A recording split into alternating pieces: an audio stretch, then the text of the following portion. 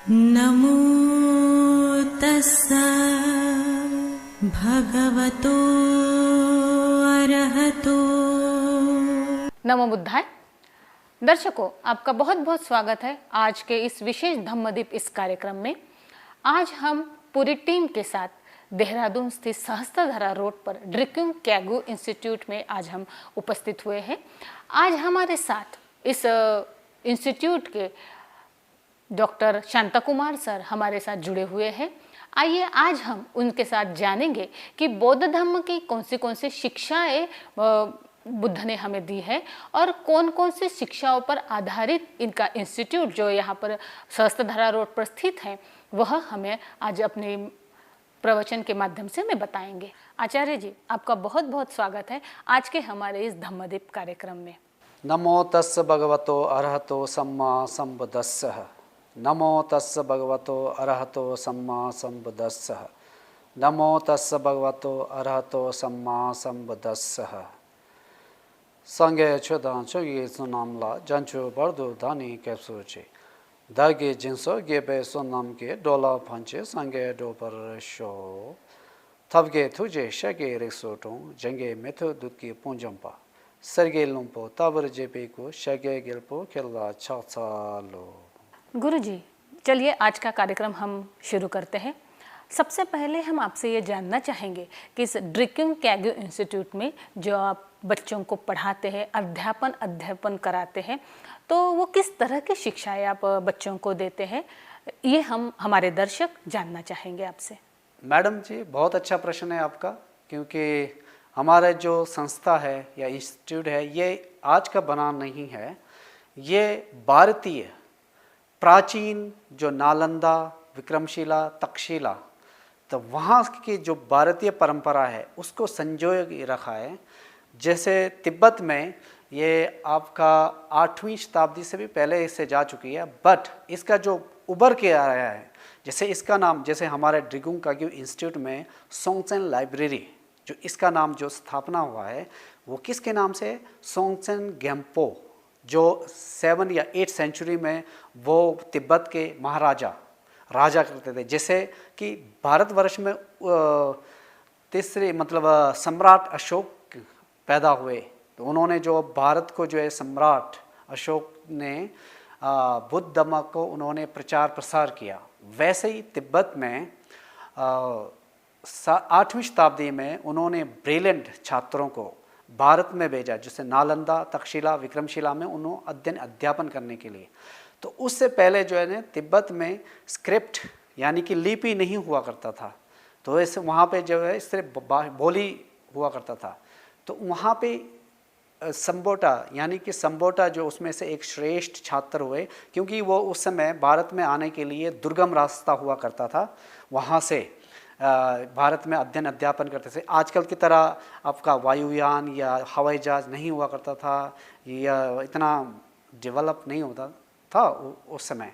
तो उस समय क्या है कि वो वहाँ से पैदल, जैसे सिल्क रोड हुआ करता था उस समय प्राचीन समय में, तो सिल्क रोड के द्वारा यहाँ कुछ छात्र तो जो है ना आधे रास्ते में मर जाते थे, उनका जीवन जो है ना पूरा ख़त्म हो जाता था। तो उसमें से जो है ना 10-15 छात्र ऐसे भेजे थे, ब्रिलियंट छात्र जो कि भारत में आके अध्ययन करके। तो संबोटा नामक एक छात्र जो आचार्य हुए, तो उन्होंने जो है बोटी भाषा का लिपि जो है ये भारतीय जो उससे वहाँ से निकाला, जैसे का, खा, गा, गहा, गा, तो ये भारतीय देवनागरी हो गया। तो वहाँ पे उन्होंने क्या है बोटी भाषा में उनको का, खा, गहा वाला छोड़कर का, खा, गा, गा 4 लिपियों का जो है वर्णमाला का वहाँ इजाद किया। तो यहाँ से उस समय उन्होंने व्याकरण वगैरह पूरा इजाद करके उसका निर्माण करके उन्होंने तिब्बत ले गया। तो वहाँ पे उसी समय से शुरू हो गया भारत के तिब्बत के धर्म राजा यानी कि सोंगसेन गेम्पो।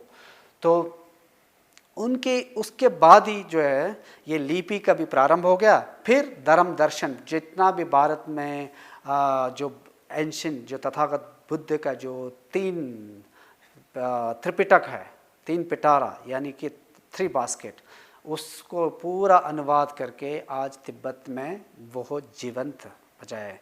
तो वो 8वीं शताब्दी से लेके अभी तक जो है, जब चाइना ने उन्होंने अधिकार यानी कि उन पर अधिकार करने के बाद जो तिब्बत जो है ना वो पराधीन हो गया, तो उसके बाद जो है दलाई लामा वगैरह 1959 में भारत आए, तो उन्होंने जितना भी बौद्ध धर्म है फिर दोबारा पुनरुत्थान भारत में वापस आ गया। तो हम आज हिमालयन छात्र लोग, हिमालयन लोग जो है ना, ऐसा अवसर मिला जो इन्होंने इंस्टीट्यूट खोला यहाँ पे पूरा भारतवर्ष में कई कोनों में, भारत ही नहीं विदेशों में भी। तो आज हम में इतने धर्म ग्रंथों का सौभाग्य मिला, ऐसे धर्म ग्रंथ का अध्ययन करने। तो विशेषकर ये संस्था जो ड्रिगुंग काग्यू इंस्टीट्यूट, ये 1980 के आसपास में इसका स्थापना किया। तो यहाँ पे जो है ऐसे धीरे धीरे करके, तो यहाँ पे जो इसमें ड्रिगुंग काग्यू इंस्टीट्यूट है एक, फिर यहाँ सोंगसेन लाइब्रेरी है, इसके शाखा ब्रांचेस, फिर काग्यू कॉलेज है। ये आज जो है संपूर्णानंद विश्वविद्यालय वाराणसी से एफिलेटेड है, संबद्धता है। तो वहाँ पे क्या पढ़ाया जाता है? भारत के जो प्राचीन है Nalanda, the wisdom of India, Indian ancient wisdom, उसी को पढ़ाया जाता है। जो उसमें क्या है, जैसे हम कहते हैं ना आचार्यों के, जैसे नागार्जुन के जो माध्यमिक हो गया, नागार्जुन, आचार्य नागार्जुन, आचार्य शांतिदेव, आचार्य धर्मकीर्ति, आचार्य चंद्रकीर्ति, और बहुत सारे आचार्यों का जो संकलन है, उसी को जो है ना यहाँ पे आचार्य तक का जो है अध्ययन अध्यापन किया जाता है। उसके साथ साथ जो हमारे जो परंपरा है, जो महायान का जो यहाँ पे थोड़ा जो पूजा पाठ कर्मकांड वो भी होता है। उसी के साथ साथ यहाँ पे 3 ईयर रिट्रीट का भी हमारा जो परंपरा है, रिट्रीट मतलब जब हम ध्यान करते हैं, तो वो तिब्बत में तो उस समय वहाँ पे 3 जगह उसका स्पॉट था जो ध्यान करते थे।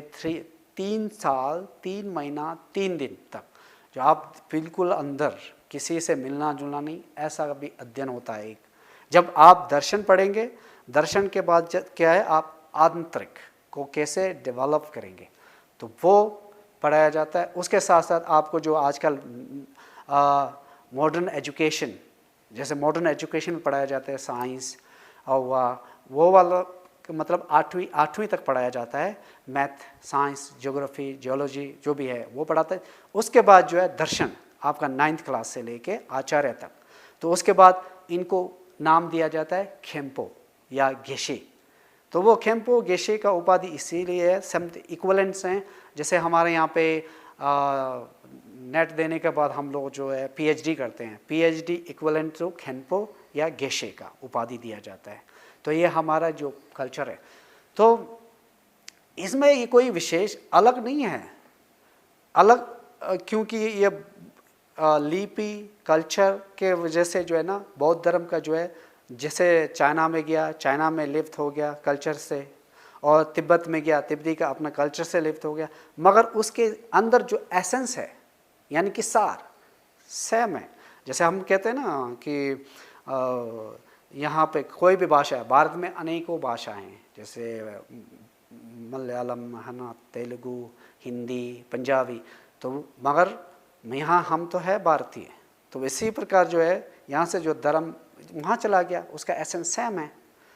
तो तिब्बत ने जो महायान परंपरा को संजो के रखा है, तो ये जो उसी के परंपरा को भाषा, हाँ अभी यहाँ पे संस्कृत पढ़ाया जाता है, हाँ फिर हिंदी पढ़ाया जाता है, भोटी भाषा, जो भोटी भाषा होते हैं, वैसे भोटी भाषा का मतलब ये है कि कुछ लोग का, एक विद्वानों का कहने का कहते हैं कि अलग अलग उसका परिभाषा है। भोटी कुछ लोग कहते हैं बौद्ध, क्योंकि बुद्ध देश, अब बुद्ध के जो वचन हैं उनको उन्होंने समझाया होता है, शायद बौद्ध या बोटी ऐसा है, उसका जो है अपभ्रंश हो गया है, ऐसा भी कहते हैं। तो ये मुझे थोड़ा देखना है, उसके प्रति हमें रिसर्च करने की आवश्यकता है। तो यानी कि बौद्ध धर्म का इसमें अध्ययन अध्यापन किया जाता है। आपका 1 साल में उसका परीक्षा भी होता है, और हाँ प्रमाण भी, यहाँ जो भिक्षु भिक्षुनियाँ लोग है ना। तो प्रमाण यानी कि उसमें लॉजिक, जो उसका डिबेट भी करते हैं।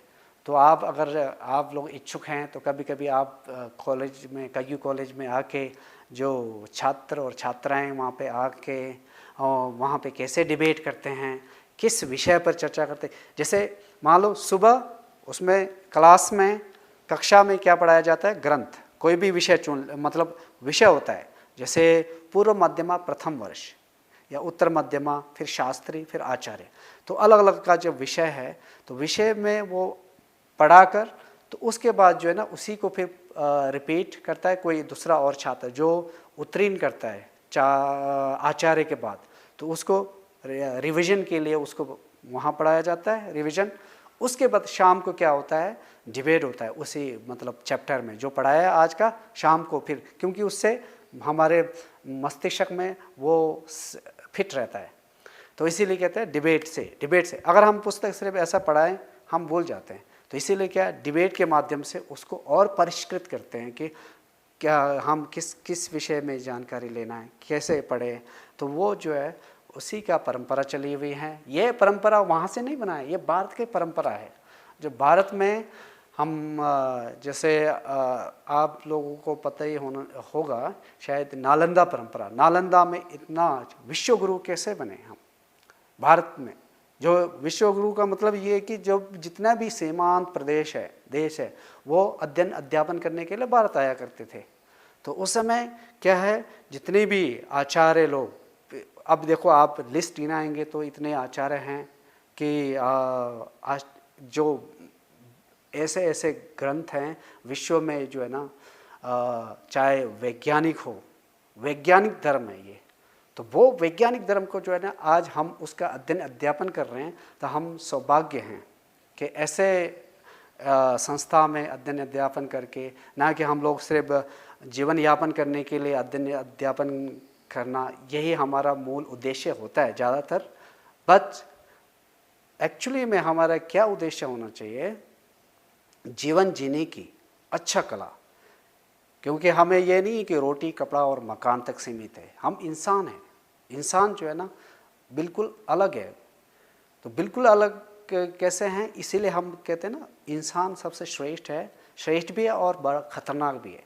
आज देखो आप, इंसान ने ग्लोबल वार्मिंग का देखो, वो अति से हद से ज़्यादा उन्होंने जो है ना स्वार्थ भावना से अपने इच्छा, उसका तृष्णा, उसका कभी भी संपूर्ण नहीं होता है। तो इसीलिए आप आए दिन देखिए, जो नेचुरल डिज़ास्टर होने का कारण कौन है, इंसान है। तो इंसान को जो है ना हमें सही कायदे से, अगर मध्यम मार्ग चल के जितना है उसी पे संतुष्ट रह के अगर चले ना, तो आज ये जो विश्व है आज हाहाकार मच रहा है चारों तरफ से।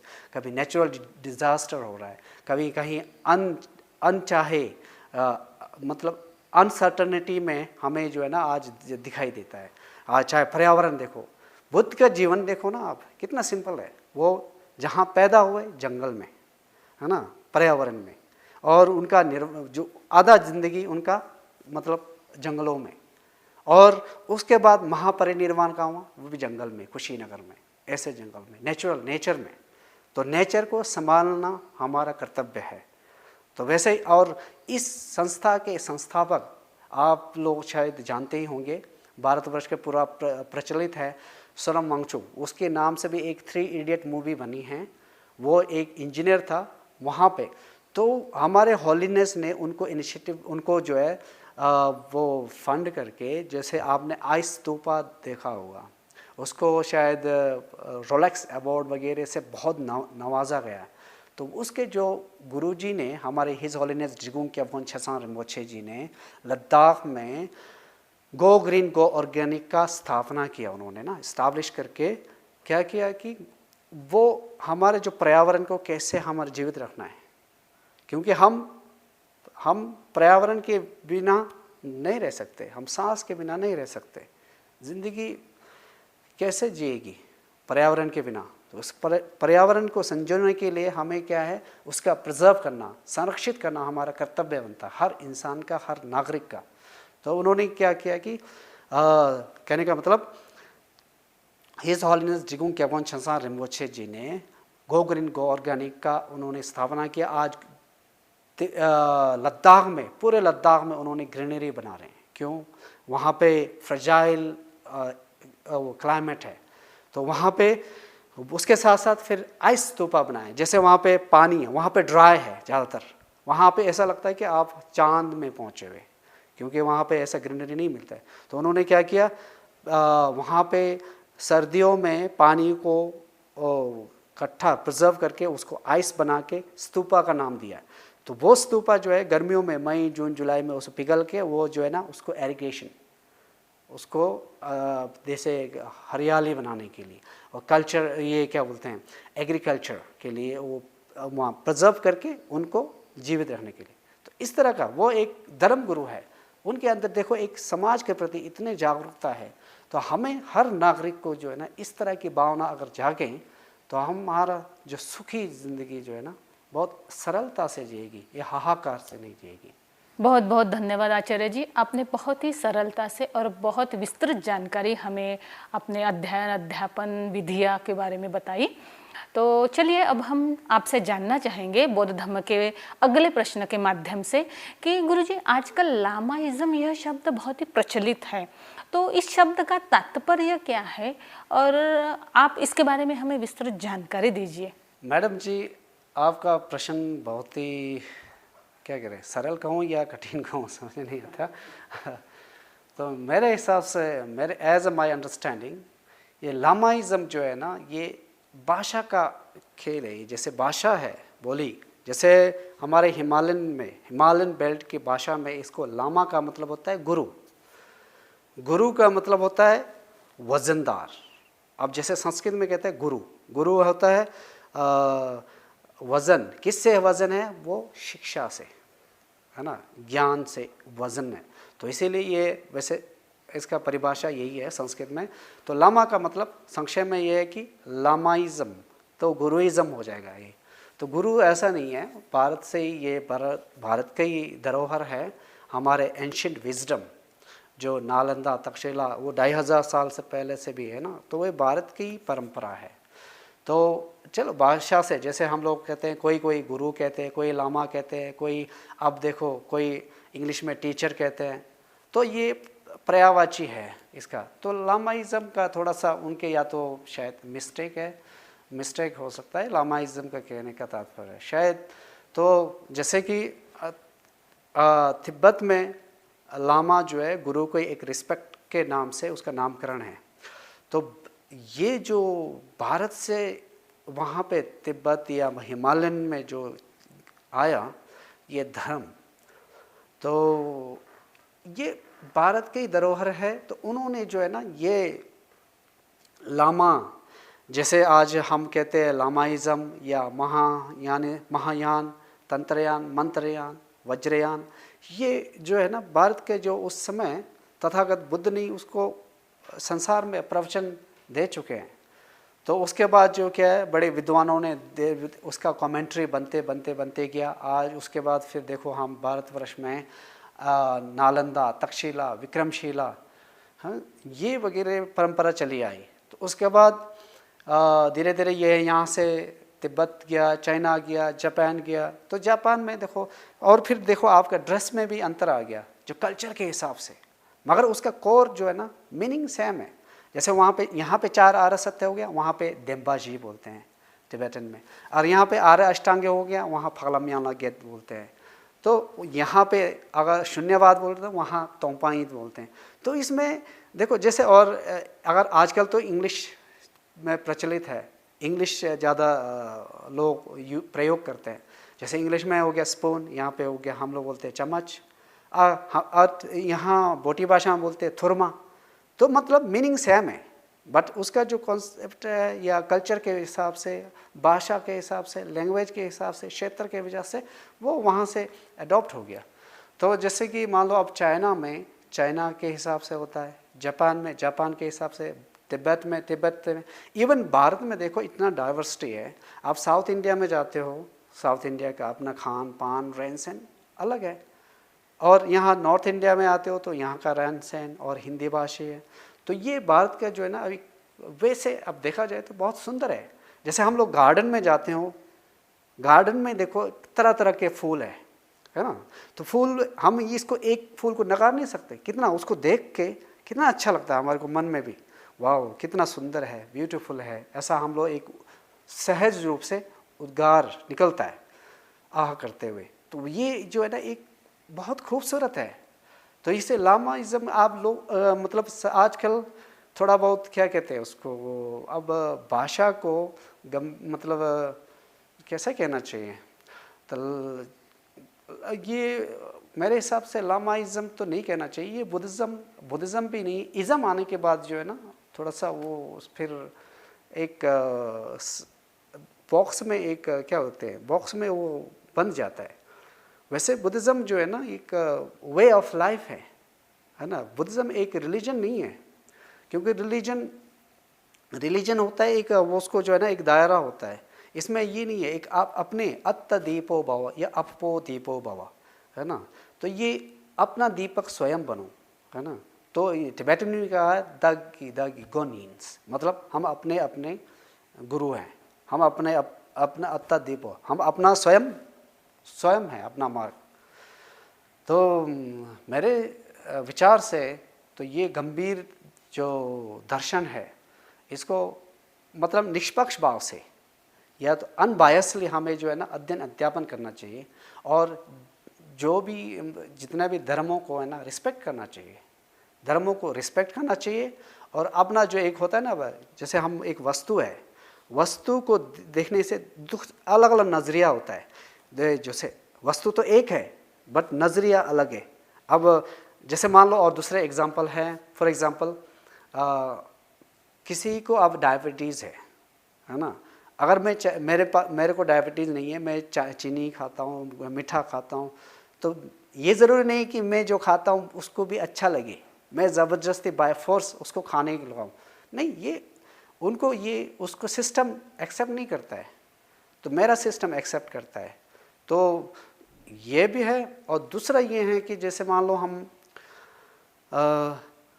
नज़रिया अलग अलग है, तो क्या कहते हैं हम, एक कहते हैं ना एक कर्म, अब कर्म पर आते हैं। जैसे कर्म है, एक होता है इंडिविजुअल कर्म, एक होता है कलेक्टिव कर्म, है ना जी।